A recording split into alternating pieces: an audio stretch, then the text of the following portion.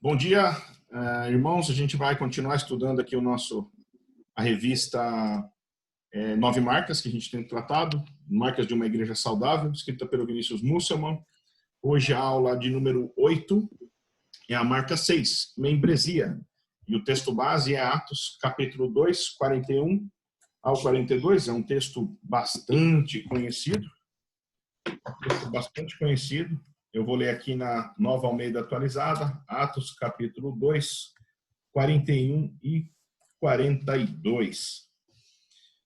Diz assim a palavra de Deus. E perseveravam na doutrina... Então, versículo 41 de Atos, capítulo 2. Então, os que aceitaram a palavra de Pedro foram batizados, havendo um acréscimo naquele dia de quase 3.000 pessoas, e perseveravam na doutrina dos apóstolos, e na comunhão, no partir do pão e nas orações. Esses são os dois versos que a gente vai tratar, mesmo porque é um texto que tem muitas implicações. A gente vai buscar a fala de membresia, não vai encontrar a palavra membresia na igreja, não de forma direta. Na palavra de Deus não vai ter a palavra membresia, na maneira que a gente conhece hoje, mas ela está implícita em um montão de textos. Então vamos ficar só com esses dois hoje basicamente, mas vamos pincelar outros textos durante a aula. Membresia na igreja é uma relação formal entre a igreja e o cristão, caracterizada pela confirmação e supervisão do discipulado do cristão por parte da igreja e pela submissão do cristão para viver seu discipulado sob os cuidados da própria igreja. Então, essa frase que abre a nossa lição de hoje, frase cunhada pelo pastor Mark Dever, provavelmente adaptada pelo Vinícius Musselman.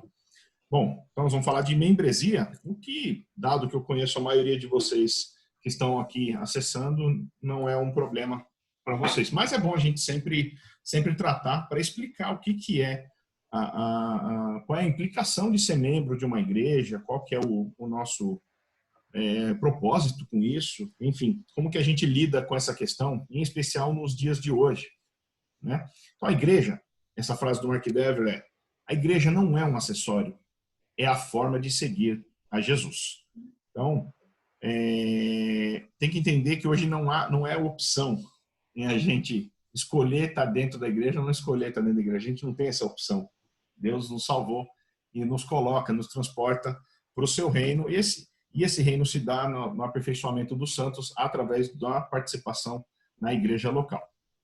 Eu queria fazer um paralelo para começar essa aula, uma parte introdutória. Eu fiz uma análise curiosa de quais seriam os livros mais vendidos na década de 70. Estou falando da década em que a maioria de nós aqui nascemos ou estamos bem perto dela, um pouquinho antes, um pouquinho depois.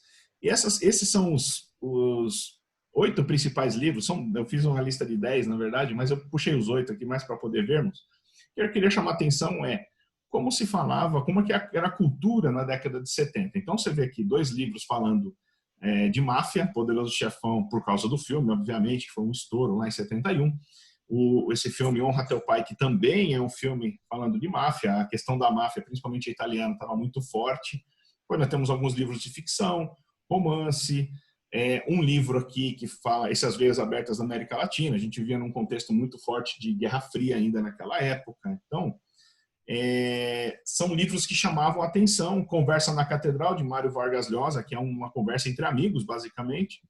E Pássaros Feridos, que também é um livro voltado eu não li esses aqui, desses aqui eu só li As Veias Abertas da América Latina, para falar a verdade, então não posso fazer julgamentos. Assisti os filmes do Poderoso Chefão, vi alguma coisa da novela, Gabriela, obviamente, então não posso falar muito. Mas o que eu queria chamar a atenção é o seguinte: você vê que os livros que refletiam a cultura daquela época, eles eram muito mais focados na sociedade, muito mais focados na imaginação, eles eram mais focados... Tinha um pouco de história de amor, que de certa forma é um pouco de romantização, mas eles eram mais voltados às pessoas. A gente tinha uma cultura um pouco mais coletivista, não se falava tanto do indivíduo.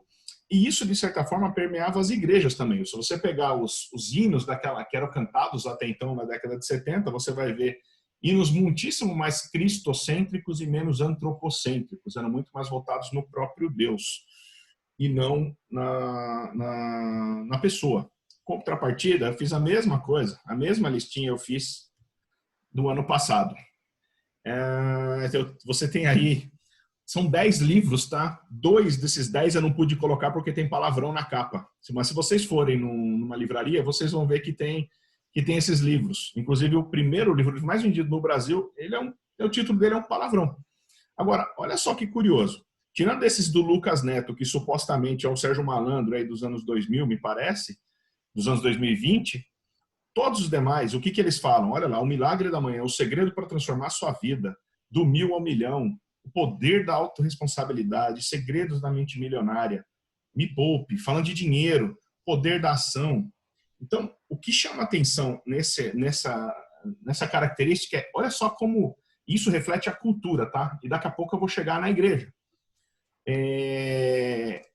Olha que curioso, olha quantos livros falam da pessoa, olha como a nossa cultura hoje é antropocêntrica, é focada no próprio indivíduo, no ser humano. E aí vem a parte triste.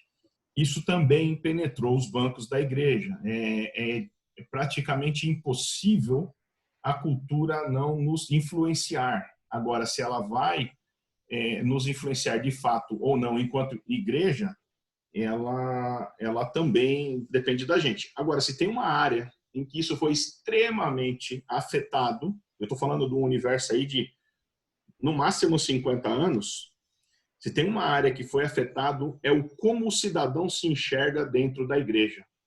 E é esse ponto que eu queria chamar a atenção.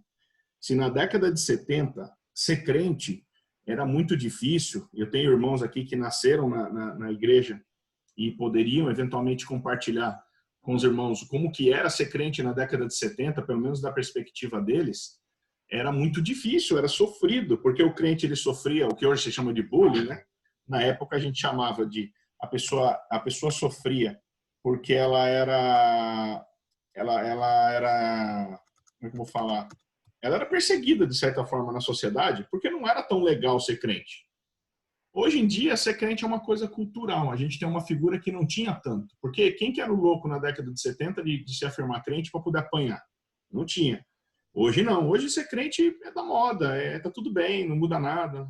Você vê o comportamento de um crente nominal com um não crente nominal, às vezes você até gosta mais da postura do não crente, porque ele tem valores diferentes, né?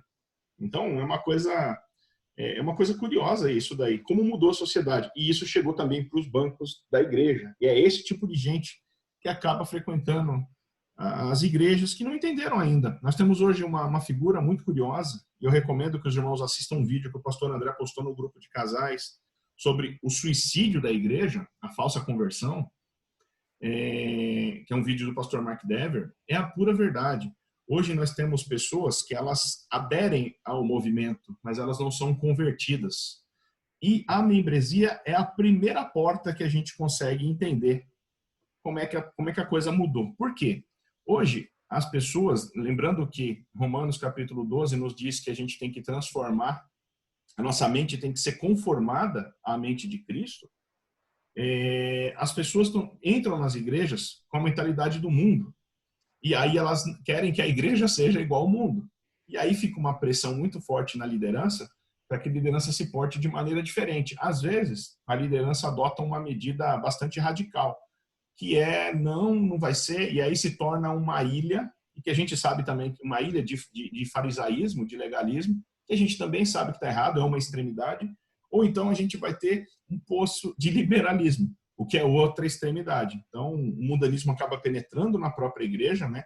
Satanás acaba fazendo esse esforço para poder fazer o mundanismo penetrar, e a gente vive hoje um mundo em que, obviamente, as verdades incômodas não são aceitas. Então, hoje, você pega o nível das pregações, muitas delas são pregações que não confrontam o pecado, são pregações que o pecado, primeiro que já não chama o pecado de pecado, é uma falha, é uma fragilidade, é um probleminha. Não, pecado é algo grave, pecado é algo que nos separa de Deus. É algo muito grave. Pecado é algo que nos leva para o inferno. Então, ele tem que ser tratado com a devida importância. Então, ora você tem igrejas que são legalistas, em que pregam sobre o pecado de uma perspectiva extremamente legalista e por conta disso colocam um peso muito forte sobre os seus membros. Ora, você tem igrejas extremamente liberais que acabam contando mentiras reconfortantes, não chamam o pecado pelo próprio nome. E por que eu estou dizendo que isso tem a ver com membresia? Isso tem a ver o seguinte: hoje as pessoas, elas, como eu falei, elas aderem ao evangelho, elas não são transformadas pelo evangelho, lamentavelmente, graças a Deus não em sua totalidade, mas um bom número, e essas pessoas chegam na igreja, e aí a gente tem que lidar com elas. Como é que a gente lida com essas pessoas? E aí as pessoas têm, basicamente, algumas reações bastante curiosas, né? Olha essa frase do Stiles, que é muito forte. O pastor Mark Stiles diz o seguinte: a evangelização não bíblica é um método de suicídio assistido da igreja. É muito forte essa palavra. A evangelização não bíblica é um método de suicídio assistido da própria igreja. Pesado, pesado. Mas não é porque é pesado que não deixa de ser verdade. Tá bom? As pessoas hoje estão tentando evangelizar não biblicamente. Como que elas fazem isso? Várias maneiras. Eu não vou ficar falando aqui, porque senão daqui a pouco vão falar que eu tô citando igreja A, B, C ou D. Mas a maioria dos irmãos sabem. Basicamente é conformar a igreja ao que o mundo deseja. Então, você não fala eu não estou falando da parte física, tá? Puxa, eu vou fazer um ambiente mais aconchegante aqui para chamar a atenção dos jovens, né? Ou eu vou fazer um ambiente um pouco mais aberto aqui, que o pessoal gosta, ou eu vou pintar a parede de preto. Não é isso que eu estou dizendo, tá? Não tenho nenhum problema com isso. O meu problema maior é que mensagem que nós estamos passando com tudo isso. Então, eu estou fazendo isso porque dessa maneira eu atraio as pessoas, mas quando eu chego lá, eu falo do verdadeiro evangelho, eu falo sobre o pecado, as consequências do pecado, não tem problema nenhum com a forma que você pinta a sua igreja, faz a sua igreja, o ritmo de música que você acaba utilizando, enfim, isso não me incomoda tanto. Agora, se você vai colocar assim como você pode ter igrejas que são extremamente recatadas em sua maneira de ser e que não pregam o verdadeiro evangelho. O problema é qual é o conteúdo que a gente acaba utilizando. É evangelização bíblica ou não é bíblica? E aí a gente se depara com algumas reflexões. Porque muita gente fala: eu não quero ser membro da igreja porque a igreja é uma coisa institucional. Só que você acha que a igreja é uma instituição de fato? Isso é uma coisa para a gente pensar. Será que a igreja é uma instituição de fato? Eu tenho meu ponto de vista em relação a isso. E agora eu queria compartilhar com os irmãos por que é problemático receber incrédulos na membresia da igreja. Eu vou usar uma informação de marketing bastante curiosa para vocês entenderem o que eu quero dizer. Em marketing, pelo menos no início dos anos 2000, a gente sabia que para cada pessoa que você fazer alguma coisa boa, ela contava para no máximo 3 pessoas. Você fez algo legal, ela conta para 3. A pessoa que tem uma experiência positiva. A pessoa que tem uma experiência negativa, ela conta para 11. Para 11. O que eu estou querendo mostrar com isso? Estou querendo mostrar o seguinte: e penso se a gente usa essa mesma situação, para cada incrédulo que a gente recebe na membresia da igreja, digamos que ele tem uma vida, que essa estatística fosse verdadeira e aplicada na igreja também, tá? Digamos que fosse.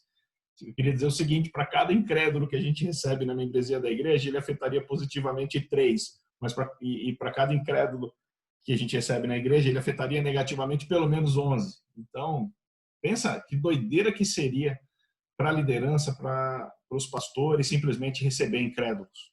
E é disso que a gente vai tratar a partir de agora. O que é a membresia da igreja? Está lá em Atos, capítulo 2, 41, que descreve o processo da membresia. Basicamente, o processo aqui em Atos 2:41 diz: então os que aceitaram a palavra de Pedro, que palavra que Pedro falou? Ele falou: arrependam-se e cada um de vocês seja batizado em nome de Jesus Cristo para a remissão dos seus pecados, e vocês receberão o dom do Espírito Santo. Está no verso 38. Então, a primeira coisa, esse é o evangelho que Pedro anunciou.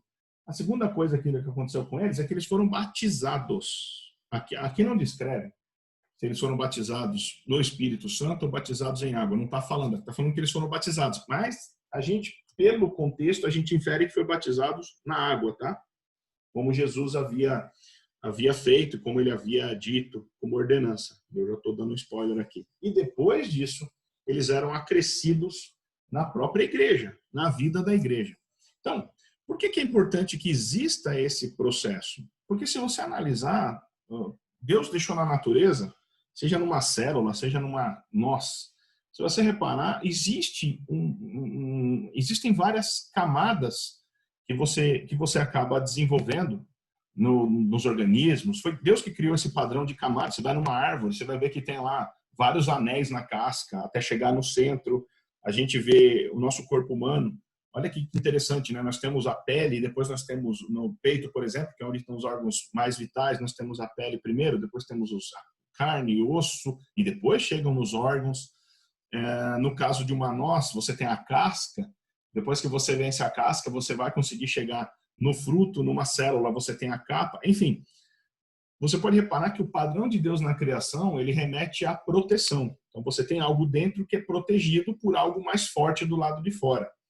Então, como é que funciona? O que é a membresia da igreja, de certa forma? Ela funciona como um escudo para proteger aqueles que estão dentro da igreja. Por isso que é tão importante que o processo se dê, que a gente olhe para a pessoa, que ela realmente aceitou esse evangelho. E que evangelho é esse? Que fala que nós somos pecadores, que estamos afastados de Deus, que por nós mesmos não conseguimos nos achegar a Deus, mas que por intervenção e pela graça do próprio Deus, nós podemos agora receber esse evangelho, aceitar esse evangelho. E como que a gente mostra que a gente aceitou esse evangelho? Obviamente que com uma vida renovada, transformada todos os dias, né? Como Jesus fala para Nicodemos em João capítulo 3, que a gente tem que nascer de novo. E como que a gente simboliza isso? Através do batismo. Então, o batismo é um símbolo de que nós estamos deixando a nossa vida velha, é um símbolo público, isso é importante falar, de que nós estamos deixando a nossa vida velha lá dentro da água, e quando a gente sai da água, nós estamos mostrando que somos uma nova criatura. Isso significa que nós somos santos pelo batismo? Não. Mas significa que nós estamos assumindo um compromisso público. E ao assumir esse compromisso público, nós somos acrescidos na igreja de Cristo. Na igreja invisível? Não. Na igreja visível. Na igreja local. Tá bom? Então, a membresia da igreja é um processo que nós temos para que a gente possa ser acrescido dentro de uma igreja local. E o que é o viver da membresia, que já é continua no ponto 1 aqui da lição, que uma vez que se iniciou, uma vez que eu fui aceito, fui recebido nessa comunidade, eu comecei a ter um sentido de que, olha, eu sou dessa comunidade, agora implica que eu tenho que participar da vida dessa comunidade. E também é um processo. Como é que é esse processo? Primeiro, esse processo eu vou chamar de viver da membresia, tá? Como está escrito na revista. Primeiro, doutrina. Nós recebemos doutrina. E doutrina nada mais é do que ensino. Então, nós recebemos ensino. Isso que nós estamos fazendo é uma das maneiras da gente propagar os nossos ensinos, propagar a nossa doutrina. E é o primeiro passo para que uma pessoa comece a viver na igreja. O culto, a pregação durante o culto é outra maneira da gente mostrar a nossa doutrina. A maneira que nós recebemos as pessoas é outra maneira da gente mostrar a nossa doutrina. A maneira que nós contribuímos com as pessoas, financeiramente ou fisicamente, ou através do alimento, não importa, é uma maneira da gente ensinar. Então, a pessoa ela é recebida na igreja e ela começa, da igreja local, e ela começa a entender o que essa igreja ensina, o que essa igreja vive. Tá bom? O próximo passo do ensino é que ela começa a ter comunhão. E o que é a comunhão? Ela começa a se relacionar com os outros membros. Então, ela pode se relacionar com o fulano que está sentado do lado dela, com o Beltrano que está do outro lado. Ela pode se interessar, e isso é importante falar essa palavra, de maneira intencional pela vida de outro amigo. Ou vamos jantar, vamos tomar um café. Estou fazendo conta que não é na época da pandemia, tá bom? Mas posso participar da sua vida? É assim que funciona. Então, você primeiro recebe o ensino da igreja, você começa a entender. Não existe uma ordem, tá? Necessariamente. Poxa, primeiro eu recebo o ensino, deveria ser essa ordem, mas às vezes eles acontecem ao mesmo tempo, tá? Você começa a se aprofundar na doutrina e o próximo passo é que você começa a ter comunhão com os irmãos.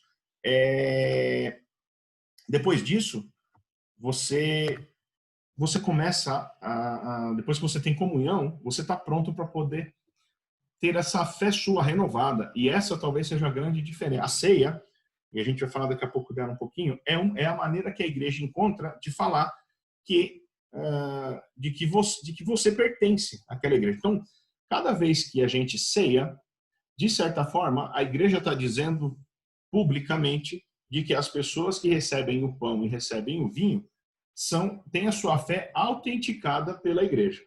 Então, por isso que é tão importante. Primeiro, a pessoa ser membro, porque aí ela participa, é a condição que a nossa igreja, por exemplo, tem para aceitar que as pessoas ceiem dentro da nossa igreja. É óbvio, se vier um visitante tem um visitante que ele é irmão em Cristo, ele já entende tudo isso, ele vai participar da ceia, ele não precisa ser nosso membro. Ou um outro irmão que está em processo de adentrar a nossa membresia, mas está frequentando a nossa igreja, ele ainda, formalmente falando, ele não é membro, mas de fato ele já é nosso membro. Então, ele participa da ceia. Por isso que é importante a gente conhecer os nossos membros, porque, de certa forma, o que a igreja está fazendo ao oferecer a ceia a esses irmãos da nossa própria igreja é atestando que a fé deles em Jesus Cristo é verdadeira e continua sendo testificada através das atitudes dele, através do testemunho público dele. E, por último, mas não menos importante, é que a pessoa também participa nas orações.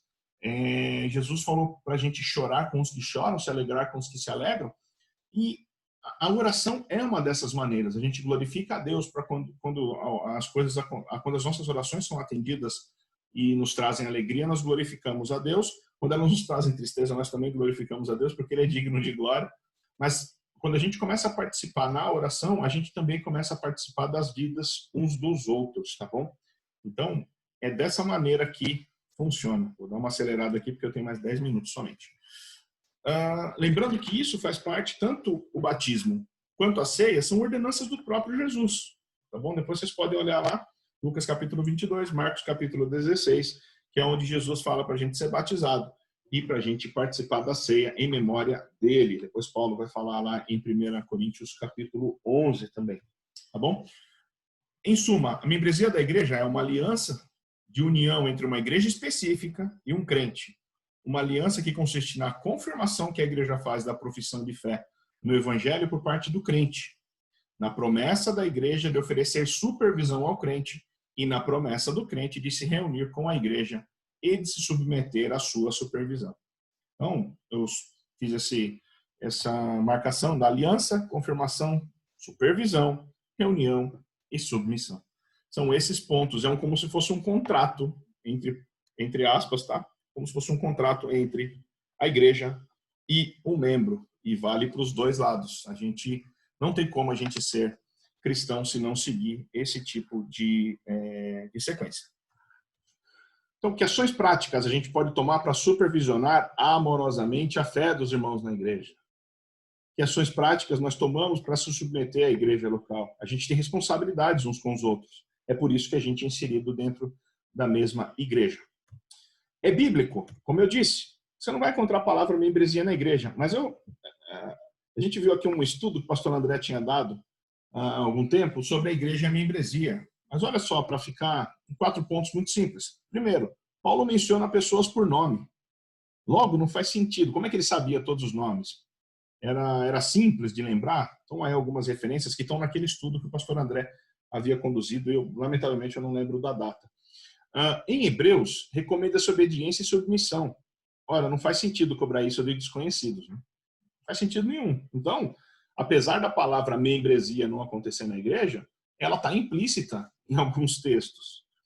Paulo exorta a correção de crentes na Coríntios, que, mais uma vez, não faz sentido algum a gente ter esse tipo de exortação se a gente definir um grupo de membros. Então, ela implica que a gente tenha, tá bom? Outras passagens bíblicas sugerem existir lista de pessoas ou de um determinado grupo. Nesse caso aqui, viúvas, grupos para votação. Então, tem que lembrar que, apesar de não aparecer o rol de membros como a gente tem na modernidade, com os nomes das pessoas, tudo bonitinho, eles tinham um certo controle. Atos capítulo 6, quando mostra a ordenação dos diáconos, as viúvas gregas fazem queixas em relação às viúvas, ao tratamento que era dado a elas em detrimento das viúvas, as viúvas hebraicas tinham um tratamento melhor do que as viúvas gregas. Então, como é que sabia quem eram as viúvas gregas? Existia alguma maneira de ordenação, seja uma lista em papel, que era muito caro naquela época, ou seja, pelo menos de cabeça, tá bom? Então, não é porque a palavra em si, se a gente pensar, a Trindade também não está mencionada na palavra. Jesus falando eu sou Deus não está aparecendo na palavra. Diretamente ele falando, todas essas afirmações são afirmações indiretas, mas que são claras como água. A gente consegue enxergar tranquilamente, tá bom? Ele fala eu sou Deus, mas ele usa um outro texto, não essa palavra, eu sou Deus, assim como não está escrito, seja membro de uma igreja. Não está escrito, mas de uma maneira não explícita está muito claro, tá bom? Por que Deus quis delimitar tão claramente quem está dentro e quem está fora? Para a gente poder entender quem é quem. É coerente dizer-se cristão e se recusar a ser membro de uma igreja? Para pensar, mas a resposta é não, não é coerente. Não é coerente. Por último, implicações para a vida da própria igreja. A membresia deve ser significativa na nossa igreja. Não tem como fugir, a gente tem que se cobrar, a gente tem que andar junto uns aos outros. Obviamente, isso não nos dá ocasião para dar ocasião ao nosso pecado. Porque às vezes um tem um pecado de querer conhecer a vida do outro em profundidade, mas não para ajudar o irmão a crescer, e simplesmente para tentar desviar o foco da vida dele. Então, quando eu falo que a membresia tem que ser significativa, nós temos que prestar atenção, a gente tem que amar os irmãos, a gente tem que se entristecer com o pecado do irmão e não se vangloriar de que porque a gente não comete, senão a gente fica igual àquele fariseu que estava com o publicano, quando Jesus menciona que o publicano batia no peito e pedia perdão porque ele era pecador e o fariseu dava glória a Deus porque ele não era igual àquele publicano. Não é isso que significa cuidar da vida uns dos outros. Nós somos chamados para cuidar, tá? A gente é chamado para ouvir o irmão que nos exorta, porque às vezes pode ser mensagem do próprio Deus. Nós temos que abolir essa ideia de haver membros comprometidos e não engajados. Isso não existe, tá? O compromisso do membro não deve ser baseado no seu próprio conforto. Não tem esse negócio de membro comprometido e não engajado. Se você é membro da igreja local, você foi chamado para exercer alguma coisa nessa igreja. Então procure. Olha, aí você fala assim, mas eu não tenho dom nenhum. Talvez você ainda não saiba o dom que você tem. Então vem só no culto. Já se compromete a estar no culto, se compromete a participar da escola bíblica, se compromete a levar seus filhos na escola bíblica, se compromete, depois com o tempo vai passando, à medida que você for começar a entender como é que funciona a igreja, você vai entender que você tem um espaço para servir, que você tem algo que Deus colocou dentro de você que só você tem. Tá bom? Então, você naturalmente vai ser engajado. O nosso compromisso de estar dentro da igreja é baseado no chamado de Deus de vivermos os mandamentos uns aos outros. E isso é muito sério. Participar da igreja não é opcional.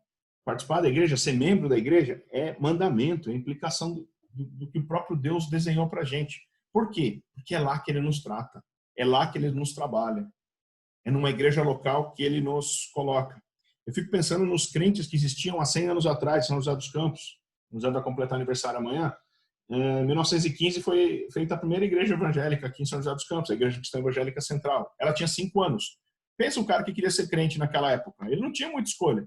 Puxa, mas ali tem um monte de nego chato. Mano, você não recebeu Jesus como seu Senhor e Salvador? Recebi. Então é lá que você vai comungar. É lá que você vai participar da vida. Por pior que seja. Por quê? Porque Deus mandou. E o fato de Deus ter mandado, a gente, em obediência a Ele, acaba o glorificando.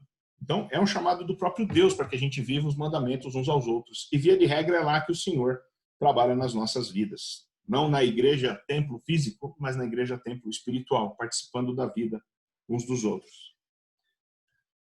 Finalizando, algumas pessoas entendem que devemos envolver incrédulos na vida da igreja para que ele possa aos pouquinhos se converter.